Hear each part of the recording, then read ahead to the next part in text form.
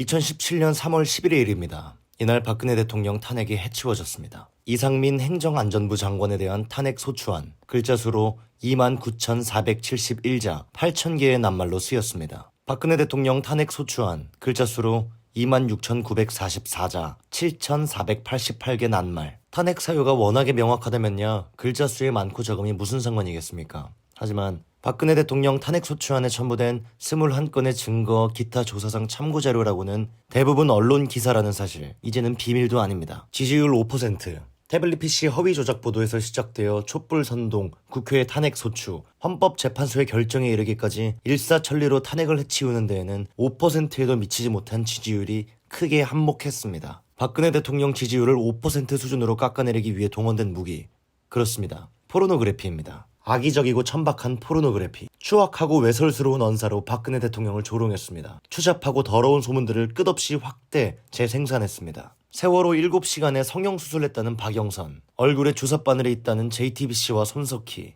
프로포폴 주사를 맞았다는 허지웅, 정유라가 박근혜 딸 안냐던 김희겸, 섹스 비디오가 있다는 주진우, 박근혜 대통령이 심야 시간대에까지 만났다는 건 분명히 이례적, 비아그라를 들먹이며 박근혜 대통령이 부적절한 관계라도 가진 듯 써댄 언론들. 이런 언론 보도들이 박근혜 대통령의 지지율을 끌어내렸습니다. 그리고 국회가 탄핵소추안의 증거물로 제시한 것 또한 바로 이런 가짜뉴스들입니다. 외면하지 마세요. 포르노그래피 맞습니다. 마리 앙투아네트, 빵이 없으면 케이크를 먹으라고 하세요. 아시죠? 역사상 가장 새빨간 가짜뉴스. 그 마리 앙투아네트, 포르노그래피로 처단된 역사상 가장 유명한 인물입니다. 때는 1793년 10월 14일 프랑스 파리 혁명재판소. 로베스피에르와 함께 공포정치를 이끈 자크 르네 에베르가 목소리를 높입니다. 다시 한번 묻겠습니다.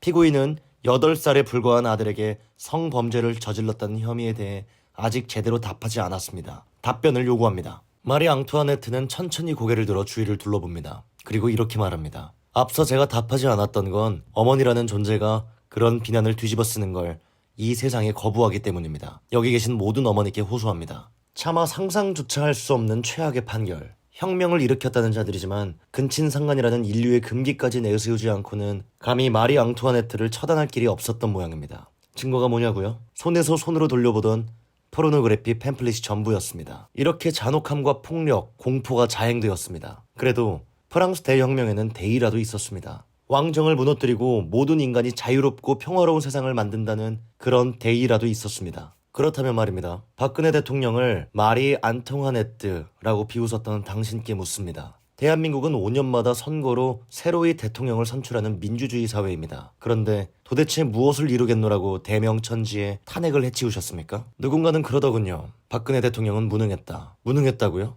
박근혜 대통령은 김영란법을 시행했습니다. 코레일을 혁신하고 한국전력의 재무구조를 개선했습니다. 연금개혁? 박근혜 대통령은 어느 정권에서도 엄두조차 내지 못했던 공무원 연금을 개혁했습니다. 노동개혁? 박근혜 대통령은 노동시장 구조 개선을 위한 사회적 대타협을 이뤄냈습니다. 모두 104개 항목에 걸쳐 체결한 이 사회적 대타협을 문재인이 집권하면서 적폐로 낙인 찍고 폐기 처분했습니다. 아하, 박근혜 대통령을 파면해서 얻는 헌법 수호의 이익이 더 많다고 했습니다. 좋습니다. 어떤 이익들을 얻으셨는지요? 2018년 9월 19일 오후 10시 25분 평양 능라도 5일 종합경기장. 김정은과 함께 빛나는 조국을 관람한 문재인이 감격에 겨워 이렇게 말했습니다. 어려운 시절에도 민족의 자존심을 지키며 끝끝내 스스로 일어서고자 하는 불굴의 용기를 보았습니다. 남쪽 대통령으로서 더 감격을 말로 표현할 수 없습니다. 바로 이 순간 대한민국 70년의 역사는 부정되었습니다. 이렇게 남쪽 대통령을 맞으시니 좋습니까? 입만 열면 촛불혁명 정권이라 했습니다.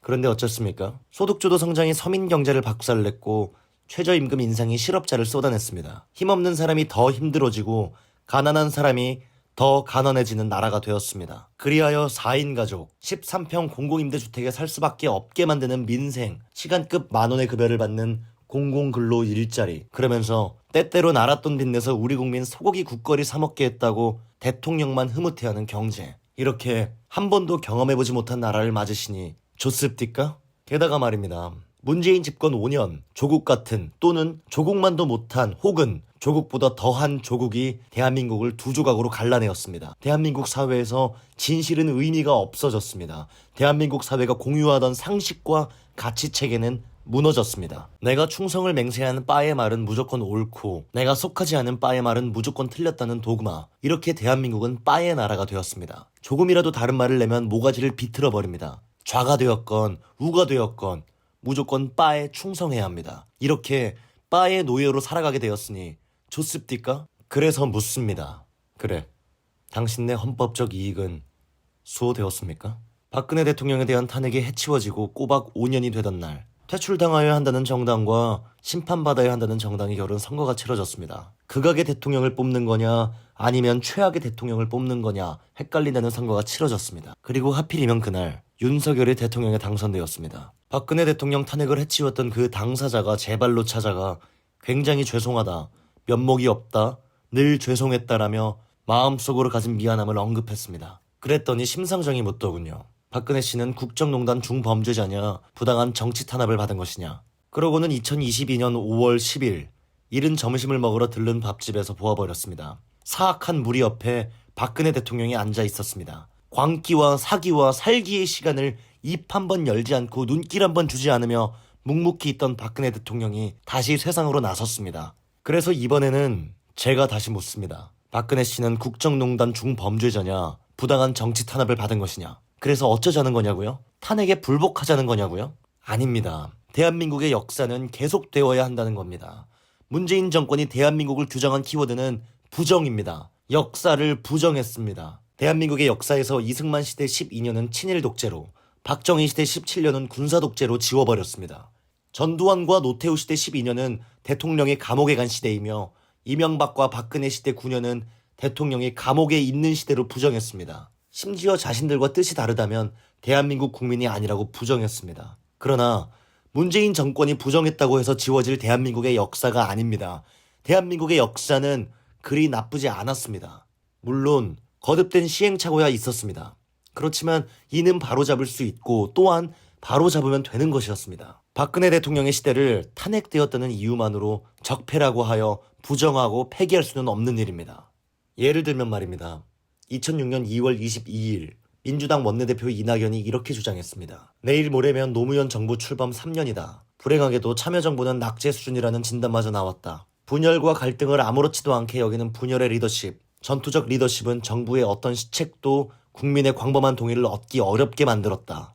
그러고는 2019년 4월 27일 문재인 정권 국무총리가 된 이낙연은 이렇게 주장했습니다. 노무현 하면 떠오르는 것은 희망이다. 노무현 대통령에 당한 수많은 조롱, 경멸, 턱없는 왜곡, 그것을 막아내지 못한 우리의 무력감, 지켜드리지 못했다는 자책감에서 오는 고통이 있다.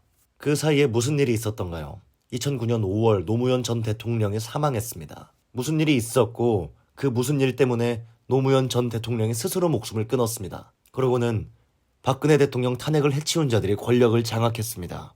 그렇다고 해서 그 무슨 일, 그러니까 노무현 전 대통령 또는 그 가족이 박연차로부터 불법적인 자금을 수수한 사실에는 변함이 없습니다. 그러나 이낙연이 내린 노무현 전 대통령에 대한 평가는 이렇게 달라졌습니다. 순전히 누가 권력을 잡고 있는지 또는 세상의 눈치가 어떤지에 따라서 말이죠. 그러고는 해마다 5월에 그날이 되면 노무현 전 대통령 추도식이 열립니다. 김정숙이 어깨춤을 출 정도로 성대하게 열립니다. 노무현 전 대통령에 대한 평가가 이럴진데 박근혜 대통령의 시대도 달리 들여다보면 안 됩니까? 그게 법치를 부정하는 행위입니까? 아닙니다. 오히려 법치를 바로 세우기 위해서입니다. 박근혜 대통령 탄핵을 해치운 자들은 어처구니 없게도 법을 무기로 삼아 박근혜 대통령을 처단했습니다. 그게 법치주의라고 했습니다. 좋습니다.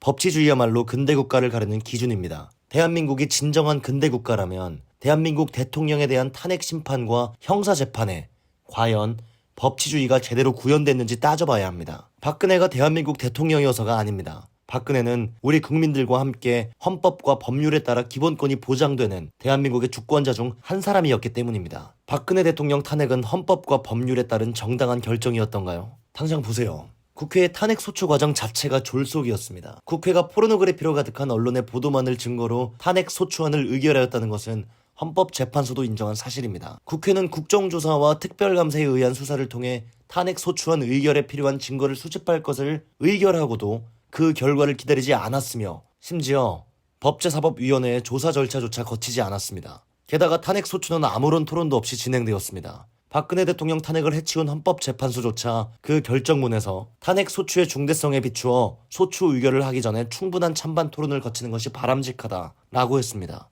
그러다 보니 2016년 12월 3일에 발의된 탄핵 소추안은 12월 9일에 가결되었는데 발의에서 가결까지 걸린 시간은 고작 일주일밖에 되지 않습니다. 게다가 헌법재판소의 결정 과정 또한 졸속이었습니다. 헌법재판소 판결의 공정성과 책임성의 기준은 오로지 헌법재판관의 임기였습니다. 2017년 1월 31일로 임기를 다한 박한철 헌법재판소장은 자신의 마지막 재판기일 법정에서 3월 13일 이전에 판결이 선고될 수 있도록 재판을 서두르라고 했습니다. 3월 13일은 박한철 헌법재판소장이 퇴임하면 권한대행을 맡는 이정미 헌법재판관의 퇴임 예정일이지요. 그러니 보세요. 헌법재판관의 임기 만료가 대통령을 탄핵하는 결정의 최대 변수였던 겁니다. 그러고도 법치주의를 내세우나요? 그러고는 특검의 기소와 재판이 이어졌죠. 세상에서 가장 정의로운 칼잡이인 양 무소불위의 칼춤을 추며 박근혜 대통령을 기소한 특검이 누굽니까? 곽상도 아들이 다닌 회사의 고문으로 일한 사람, 자신의 딸도 그 회사에 취직시킨 사람, 딸은 회사 돈 11억 원을 대여금이라는 명목으로 챙겼습니다. 그 11억 원, 과연 딸에게 갔을까요? 아파트도 한 채 분양받았다죠. 가짜 수산업자에게서 포르쉐 렌터카를 받았다는 정도야 입에 올리기도 민망하리 만치 작고도 소소한 일입니다. 박근혜 대통령에게 징역형을 때린 대법관은 또 어떻습니까? 박용수 특검에 이어 곽상도 아들이 다닌 회사의 고문 자리에 앉은 사람이죠. 대장동 부동산 개발로 배를 불려준 사람이 있는데 바로 이 대법관을 8차례나 만나면서 자기 배를 불려준 사람을 무죄로 만들어주고 그렇게 무죄를 이끌어준 이 대법관은 노후를 보장받았다? 주거니 받거니 하면서 재판을 거래하고 농단하여 유죄를 무죄로 만들었다? 대한민국의 대법관이? 좋습니다. 박근혜 대통령을 엮어넣은 죄명을 간단하게 줄이면 이렇습니다. 직권남용으로 권리행사를 방해하고 강요하면서 제3자가 뇌물을 받게 하였다. 그 법리적 근거는 이겁니다. 경제공동체, 그리고 묵시적 청탁. 그런데 말입니다. 여기 아버지 대학 동문이 회사 사장인 덕에 그 회사의 1호 사원이 된 아들이 있습니다. 5년 10개월을 근무하면서 4천만 원 남짓 연봉을 받았습니다. 이 정도 연봉에 이 정도 근속 연수면 통산 받는 퇴직금이 2,200만 원 정도 됩니다. 그런데 얼마를 받았다고요? 50억 원. 2022년 기준으로 퇴직금 순위가 무려 4위입니다. 그런데 무죄랍니다. 박근혜 대통령과 최순실은 경제공동체이지만 아버지와 아들은 경제공동체가 아니랍니다. 막연한 기대가 있었으니 묵시적 청탁이라며 박근혜 대통령을 처벌한 제3자 뇌물죄로는 아예 기소조차 하지 않았습니다. 이 아버지와 아들의 재판에서 무엇이 보이시나요? 그렇습니다. 유죄를 무죄로 만들어내는 대한민국 법률 기술자들의 능력. 무슨 말입니까?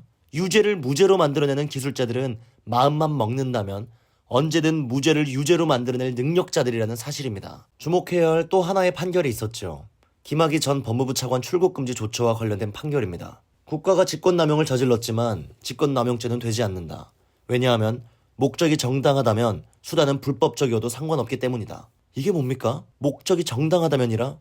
그 정당함을 누가 분별하는가? 당신네 법기술자들이? 그러니 좌파라는 자들이여. 곽상도 사건 분노하지 마라. 당신들이 박근혜 대통령 탄핵을 해치우며 싸질러 놓은 결과물이다. 또한 우파라는 자들이여. 김학의 사건 분노하지 마라. 당신들이 박근혜 대통령 탄핵을 해치우며 싸질러 놓은 결과물이다. 이 두 건의 판결에서 죄가 있고 없음을 가른 주장은 이러합니다. 검찰이 제출한 증거만으로는 합리적 의심이 여지없이 증명되었다고 보기 어렵다.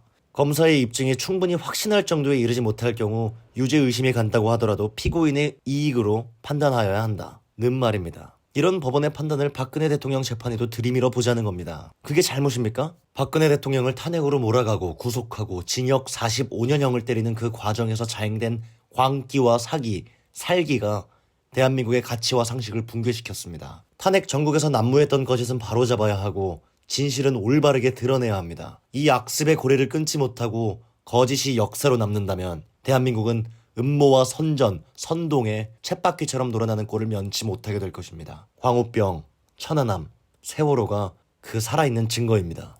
전복된 가치와 상식을 바로 세우기 위해서 그러면서 광기와 사기, 살기로부터 대한민국 국민을 풀어내기 위해서 그렇기에 이제 우리는 박근혜 대통령 탄핵을 이야기해야 합니다. 그러니 묻습니다. 박근혜 씨는 국정농단 중범죄자냐? 부당한 정치 탄압을 받은 것이냐?